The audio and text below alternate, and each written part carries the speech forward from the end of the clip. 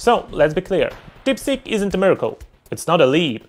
It's just another CCP showpiece, dressed up to impress, built on borrowed code and borrowed chips. In fact, DeepSeek is best described as an ant on the shoulders of a giant, shouting from the top, pretending it is just as tall as the giant himself. And if this DeepSeek drama sounds familiar, it should. Remember Huawei's breakthrough smartphone chips? They bragged it was a 100% homegrown success, until the Center for Strategic and International Studies pulled back the curtain. Turns out Huawei had secretly funneled over 2 million AI chips from TSMC using shell companies. Those chips powered their so-called domestic processor, the Ascend 910B. Then they shipped the whole thing back to China and declared, "Look, we've surpassed the West." Except it was all smoke and mirrors.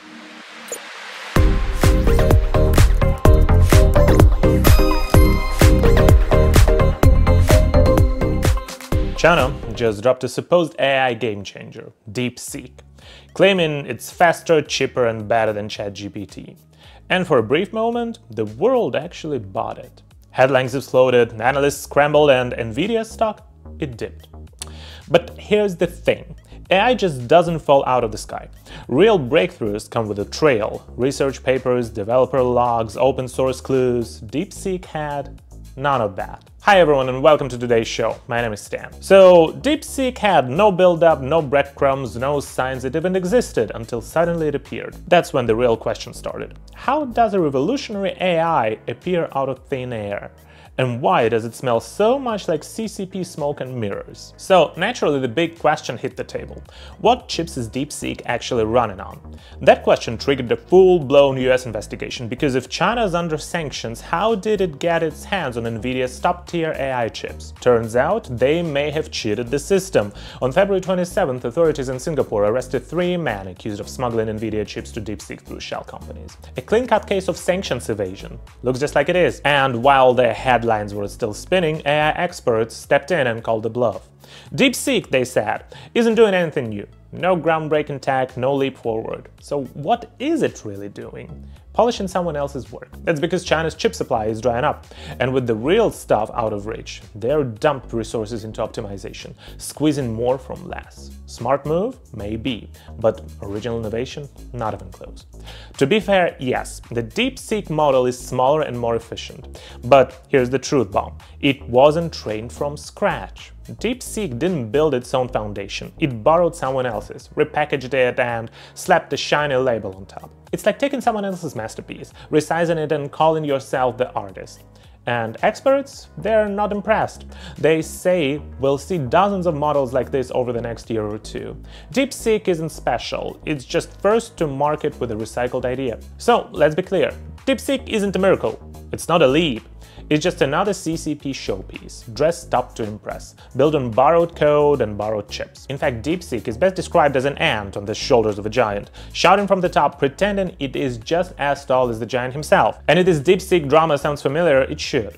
Remember Huawei's breakthrough smartphone chips? They bragged it was a 100% homegrown success, until the Center for Strategic and International Studies pulled back the curtain. Turns out Huawei had secretly funneled over 2 million AI chips from TSMC using shell companies. Those chips powered their so-called domestic processor, the Ascend 910B.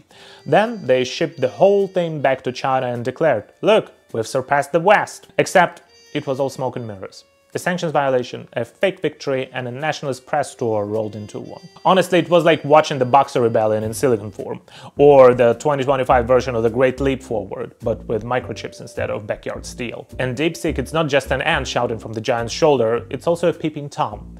Behind the code lies something worse: serious cybersecurity and data privacy concerns. On February 26th, Taiwan's digital minister Audrey Tang dropped a warning shot. DeepSeek isn't just some sketchy app, it's a CCP-linked company. Feed it your data, ask it a question, that info could be sent straight back to Beijing and logged. And don't even think about getting political. Try typing June 4th or ask, "Is China a dictatorship?" DeepSeek will shut you down faster than a censored Weibo post. It's not just an AI, it's a firewall in disguise. And Taiwan's not alone. Experts and governments around the world are ringing the same alarm bell. DeepSeek isn't just about performance, it's about control. And your data? That's the real price. So the world took notice and started slamming doors shut. After digging into DeepSeek's behavior, country after country came to the same conclusion. This thing is a privacy nightmare. In the United States, the list of bans is pretty long. It comes from the Department of Defense, Congress, the Navy, NASA, and even the states of Texas and New York. And on March 6, 21 state attorneys general told Congress, this thing has no place on government devices. Ban it now. Australia followed suit, banning DeepSeek across all public systems, citing clear national security risks. In Taiwan, the Ministry of Digital Affairs acted fast. On January 31st, they officially prohibited all government agencies from touching DeepSeek, putting data protection over convenience. Italy? They were the first to pull the plug. Their privacy watchdog investigated and said, nope, too dangerous, shut it down. South Korea blocked it in multiple ministries and paused downloads nationwide, all over personal data concerns. Even the Netherlands, one of Europe's most open societies, raised the red flag. On February 1st, their data protection authority launched an official investigation into DeepSeek's data harvesting practices. The verdict? Serious concerns over how DeepSeek handles your personal information. Translation? Don't trust it. But let's zoom out for a second. The real issue here isn't just one shady app. It's a pattern, a decades-long campaign by the Chinese government to get its hands on Western innovation through espionage, forced tech transfers, and sanctions loopholes. And when that's not enough, they crank up the propaganda machine, slap a red label on foreign tech and call it indigenous innovation. Tell the world they've left the US in the dust, and hope no one looks under the hood. But every time Beijing shouts, "We're leading the world," it only takes a few weeks before the truth leaks out. They're still running on US tech, stolen designs, and rented credibility. And when the reality gets inconvenient, enter the troll armies, the state-run media, and the propaganda bots. Their job? Flood the internet with noise, confuse the conversation, bury the facts, and sell the illusion that China's tech rise is legitimate. But the world's catching on, and the mask is starting to wear off. Let's be brutally honest, DeepSeek's AI doesn't exist without the US. The model is American, the GPU is NVIDIA, just like Huawei's miracle chips, still fueled by US semiconductor tech under the hood. And this isn't a tech revolution, it's a tech theft. And every time the CCP pulls this stunt, it doesn't lift China up, it tightens the noose of Western export bans and sanctions. States in Europe step up against China's tech theft and digital deception. We, the free world, need to stay alert, because whether it's leaking chips, relabeling stolen code, or amplifying CCP's propaganda, if we're not careful, we become part of the problem. Especially in Taiwan. Let's not kid ourselves, the CCP isn't some abstract rival. It's the one regime openly planning the invasion. So if you're using your allies' tech to empower your enemy just to make a quick buck, ask yourself, are you really resisting tyranny? Are you feeding it? Because what you trade for short-term gain today might just be the freedom you no longer have tomorrow. Thank you for watching. If you liked the video, please press like, subscribe, and share. This is Dan. I see you in the next one. Bye-bye.